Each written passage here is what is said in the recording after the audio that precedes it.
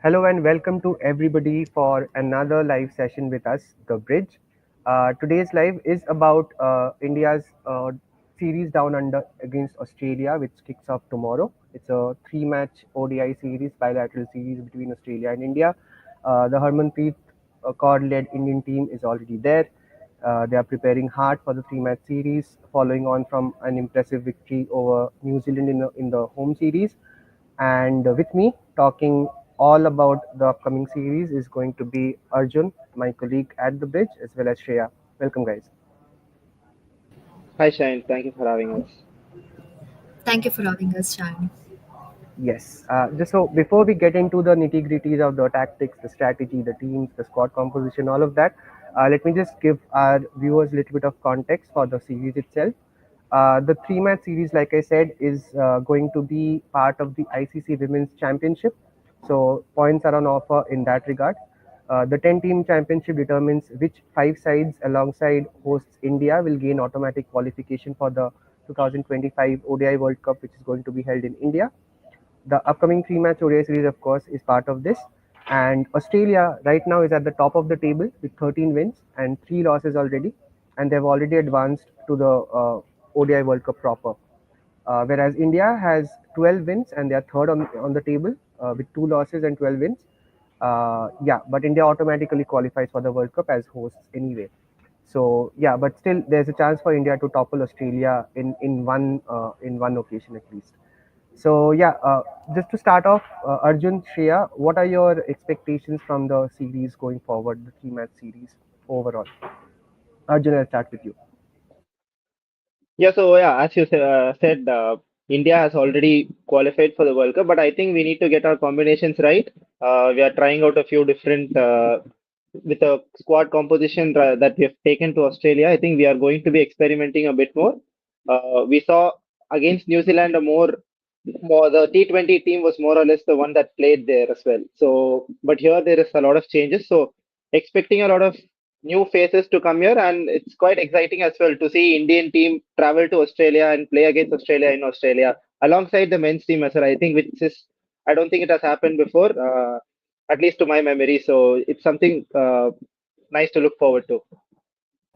Yeah, absolutely. Shreya, considering that India were very impressive against New Zealand in the recently concluded series, where Smriti Mandhana notably brought up her eighth ODI century, becoming the highest century getter for India in ODIs and surpassing Mitali Raj.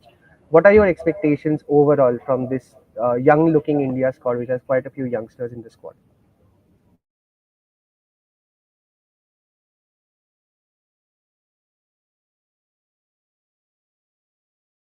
Oh, my bad. Well, if you see the last time when India faced New Zealand for the ODI series, India made a magnificent comeback. So I think and this time around, if you see the squad which they had announced weeks earlier, I think there is a combination of experienced as well as the freshers in the squad. So I think it's well balanced as far as bowling attack is concerned, because there are more spinners than the pacers. So if you see the batting lineup, definitely all well. Batting attack is all good. So just counting on the two spinners in the squad. Yeah, and speaking about the squad, one very notable omission from the squad is, of course, the prolific Shafali Verma, who has not been that prolific, unfortunately, which is why she has lost her place at the moment. She scored just 97 runs in total at the T20 World Cup in September, 56 across three games in the recently concluded series against New Zealand. So, who replaces her at the top? Do you think is it going to be Richa Ghosh? I have a feeling it's going to be Richa Ghosh opening the at the top of the order. I don't know why. What do you guys think, Shreya? Well, see, Richa Ghosh is a middle order batter, right? The only chance of her being she can open the match is because of the Shafali Verma's absence. So if you see Richa Ghosh in her recent form or in her recent ODI matches, she's been little inconsistent. But if she plays aggressively, she can definitely take the match turn around, and she can get a good partnership with the opening batters like Smriti Mandhana and Jamima Rodriguez, and also the middle order batters like Harmanpreet Kaur. Yeah, and speaking about Richa Ghosh, we tend to forget how young she still is, right? Because she was not part of the New Zealand series on account of her examinations in college, which is so insane to think about. Arjun, what do you think? Is she going to be one of India's key players in the series? Yeah, of course. I was a little surprised to see Shafali being dropped because she did quite well in the first half of this year. Noted that she didn't have a great second half, but still it was a bit of a surprise. But despite her bad form, I think she and Smriti had this good attack defense sort of a combination going at the top of the order, and that sort of gave us a platform for the middle and the lower order to bank on. So in that sense, I think Richa Ghosh will be an ideal replacement for Shefali at the top because if she can start aggressively and keep up the uh, run rate going, let's say 5, 6 and over in the power play, I think it will set us up for a very good score when the middle order and of course the top and the middle order take over. So that's one option. Another option that India could go for is Priya Punia, but I don't know if they will be willing to go that far because she has opened for India in the games that she has played, and she's a top order bat as well. So number three, so I think Jemima is slotted there, and Kaur comes in at number four. I think between Richa and Punia, there'll be one of them will open, and more chances for Richa to open, given that she is a more like for like replacement for Shefali. Yeah, exactly my thoughts. I also thought that Priya Punya might be the other option, but looking at Shefali's absence, I think that much needed momentum at the start of the innings. I don't think there's anyone better than Richa Ghosh when she is in full form. Australia, let's talk about Australia a little bit now. They have the Women's Big Bash League going on, and Phoebe Litchfield has been in tremendous form there as well. She also scored 260 runs in the 3-0 whitewash against India back in January, which was in India. She's having a great WBBL season as well. There's, of course, Ellis Perry, who's always one of the danger players for Australia. She is the leading run getter in the WBBL at this point and in good form as well. Beth Mooney will take the gloves in Alisa Healy's absence because Alisa Healy is out with an injury. Talia McGrath will be the captain. So, what are your expectations from this slightly makeshift Australia squad in terms of their leadership and the roles that have been assigned to each of the players? Arjun?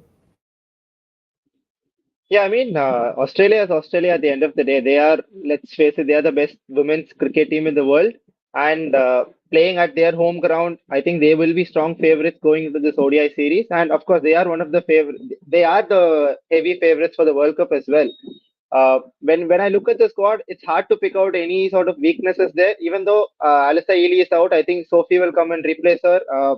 We have Elise Perry, we have Phoebe, we have Talia as well. So I think it's a very, very strong squad. I don't think we can expect any sort of an Australia that might pull their punches that we have never heard of it, especially at their home ground. So, and if with the ODI happening at Waka in Perth, so we can expect a bit of crowd support as well going for them. So I think it's going to be a good series for India in terms of exposure, and it will be a very it will be a good learning curve, especially for the youngsters in the squad to learn how to play against such a daunting opposition in front of their home crowd. So it's something that this literally I can't think of any weaknesses per se with the Australian squad. This is what I'm trying to say. Yeah, and we have to address the head-to-head record as well. When you speak about Australia being the best women's cricket team in the world, their record against India is exceptional. We've faced each other a total of 53 times, which Australia has won 43 out of, and India has won just 10. And in Australia, the figures are even more lopsided, with Australia winning 16 matches compared to India's just 4 wins in Australia. And more importantly, Australia has won 9 of the last 10 women's ODIs against India. So the odds are stacked against India in more ways than one. But again, coming back to the same question, who would you be looking at as the main threats in terms of all the aspects: batting, bowling, fielding? Share. Well, I think India will make a comeback this time because if you see a batting lineup, it's a solid core. You have Smriti Mandhana, Harmanpreet Kaur, and Jemima Roderick. So if I had to talk about each individuals, right? First things first, Smriti Mandhana, who has been in an absolute amazing form. So if you want to talk about the WBBL season 10, which was recently concluded, she scored 41 against Perth, I think, which was a top notch from her.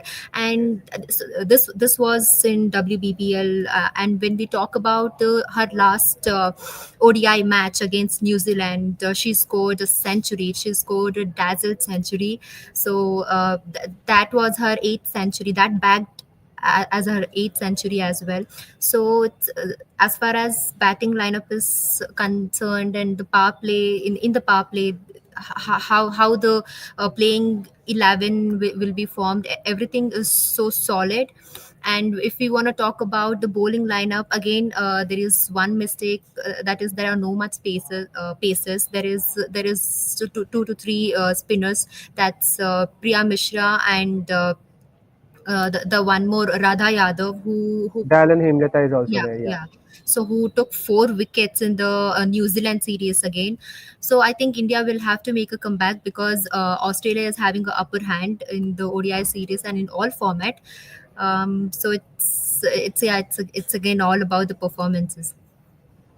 Yeah, speaking about India's bowling, which will be tested in Australia's seaming and swinging conditions, India has gone with a slightly odd pace attack because there's not much experience there. We have Renuka Singh Thakur, who is pretty experienced by this time. We have Arundhati Reddy as well, and Titar Sadhu is returning after an injury as well. But the wild card in a lot of ways for this particular bowling attack in terms of the pace department will probably be Saima Thakur, who again is a very fresh face in the Indian squad, hasn't been a part of the squad for very long, and she will of course feel the pressure. And coming back to the spin department, it's going to be the evergreen Deepti Sharma, and like you said, Dalan Himlata and Radha Yadav are also there. And Tejal Hasabnis is also a part timer who can chip in with an odd over or two. But do you think, with especially with Pooja Vastrakar also missing out, do you think we'll lack the pace bowling and the all-round ability of Pooja Vastrakar overall in this series, Arjun? Yeah, of course. Missing Pooja Vastrakar is going to impact our combinations in some way. So, looking at the Indian squad, especially in the bowling attack, as you said, Arundhati and Renuka will be the frontline pace bowlers, and we'll probably go with either Saima or Titas for the third fast bowler. The spin combination is likely going to be Radha Yadav and Deepti Sharma. So I think this forms a five bowler attack. But then, since you told me the lack of all rounders could hurt India in terms of its combination, and if they are going to play an extra spinner or a fast bowler, that might hamper our batting depth as well. So it's going to be interesting to see how the management comes up with solutions to address this problem. But that being said, it is a fresh-looking Indian bowling attack here. So the Australians too don't know what to expect from them. So that can work in our advantage as well. So it remains to be seen how things unfold. Yeah, that's a fair point because in terms of the all-round ability, Deepti Sharma is probably someone who is pretty capable with the bat as well, and the same holds true for Radha Yadav, who is also a fantastic fielder. We should not forget that. But yeah, no genuine fast bowling all rounder. But yeah, we'll have to see how we can maneuver that situation. A little bit, I want to talk a little bit about the new faces in this squad. So Tejal Hasabnis, Priya Punia, Saima Thakur, all of these people who have just started their international careers. Have you been impressed by them so far? The couple of them played against New Zealand as well and did pretty well. Shreya? Yeah, see, Saima Thakur and Tejal, they made their debut in the recently concluded encounter ODI series against New Zealand, where Saima took 2 for 26 and Tejal by scoring 42 runs. So I think which is a decent start for the debutant. So it'll all eyes on them. Yeah, yeah. Arjun, your take on the fresh faces in the team for this particular series? Anyone that you're looking up to for a spectacular first Australian trip. Uh, One player who I think, I don't know if she'll play or not, but Priya Mishra is someone who we can look out because she's a leg spinner and wrist spinners always tend to do well despite the conditions there. That's something that I'm looking forward to. But apart from that, I think it's going to be on the experienced players of the team to carry us through, and the youngsters will have to support them. As Shreya also was telling, a couple of youngsters did well in the New Zealand series as well. So it again boils down to how India wants to go into the ODI. Will they go with a batting heavy attack, or will it be a bowling heavy attack because of the all rounder absence in the middle? So if we are going with an extra spinner, which I don't think will happen, apart from Deepti and Radha, Priya Mishra is an option to consider, given that Radha is a left-hand spinner, Deepti is an off spinner. So Priya with a leg break can offer more variety there. Or if they are going with an extra fast bowler with Saima Mishra or Tita Sadhu, I think that will also offer something else for Harmanpreet Kaur to work out. So uh, lots to look forward to. And of course, from a batting front, Priya Punya, if she's given an opportunity to open, will be interesting to see because she is not the swashbuckling, aggressive opener that Shafali is. So it's going to be seen if she's going to take her time, like Smriti Mandhana, if that is going to be the traditional way of opening in ODI cricket. If that will work for us or not. So there are a lot of permutations and combinations here that could work out or could not work out. But it's exciting to see, no, nevertheless. Yeah, absolutely. Like you said, a leg spinner in Australian surfaces is always a handful because of the extra bounce. So it remains to be seen if Priya actually gets a game. Coming back to the Indian batting lineup, and I left this for the last because we'll have a more detailed conversation around this. Smriti Mandhana, we have to have a conversation about her, of course. She has been in fantastic form. She has been in terrific form in the series against New Zealand as well. She almost carried India to the victory line in the third ODI, which turned the series in India's favor with that eighth ODI century, that record-breaking ODI century. Is she going to be the difference once again? What do you guys think, Shreya? Well, definitely, as I mentioned earlier, Smriti Mandhana is the player to watch out for this series because either it be T20 or ODI and or Test, she is in the perfect form. Uh, while she recently bagged eighth century in her ODI, and our fans are awaiting for her ninth ODI century. And talking about again in the power play, since she's the opening batter, the support, the partnership matters. Either it be the Richa Ghosh or Jamima Rodriguez, the partnership. If the partnership they built so strongly, I think India might bag a whopping target. So if they have the balance score in the power play, I think they can come up with a good whopping target. Yeah, and it should be mentioned here that Smriti Mandhana seems to be gunning for all of Mitali Raj's records because she's recently surpassed her in ODI centuries, and now she's close to reaching the 4,000 run mark in ODIs as well. And the only one to do that before her is, of course, the great Mitali Raj, who celebrated her birthday a couple of days back. But yeah, Mitali Raj, of course, got there in, I think, 112 innings or something like that. And Smriti has played 88 innings and is some 300 runs away from the 4,000 run mark. So another exceptional milestone if she is able to achieve it in this series. Anyone other than not Mitali, other than Smriti and of course Captain Harmanpreet and Richa Ghosh, who we have already talked about, that you are looking at, Arjun, in terms of the batting department? Jamima Rodriguez is going to be key. I think if she plays, she'll be slotted in at the number three position. So she might have to come inside the power play and steady the base if there is an early wicket or two that falls. Or if she comes later in the innings and we have a good momentum from the start, she has to keep it through. I think that is going to be key for her. Apart from her, I think Deepti Sharma's role is going to be much more important now that she's the only sort of a true all-rounder presence in the team. With both bat and ball, she is going to be key there in the middle order. especially if Richa's opening the innings. There's no proper finisher in the team down there. So Diti has to take up that responsibility as well. So apart from the regular Smriti Mandhana, Harmanpreet Kaur, and Richa Ghosh, who will probably be the talking points, I think Jemima Rodriguez and Deepti Sharma are going to be key in terms of taking our batting through. Bowling, of course, we talked about it in depth. Yeah, absolutely.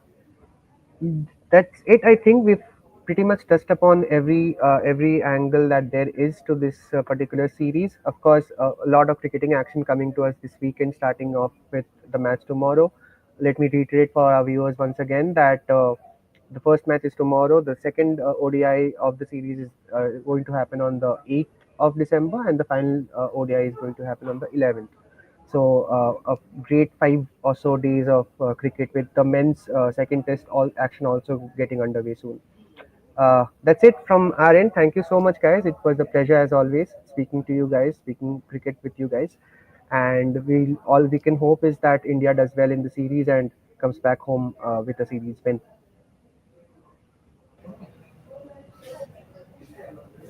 Thank you for having us.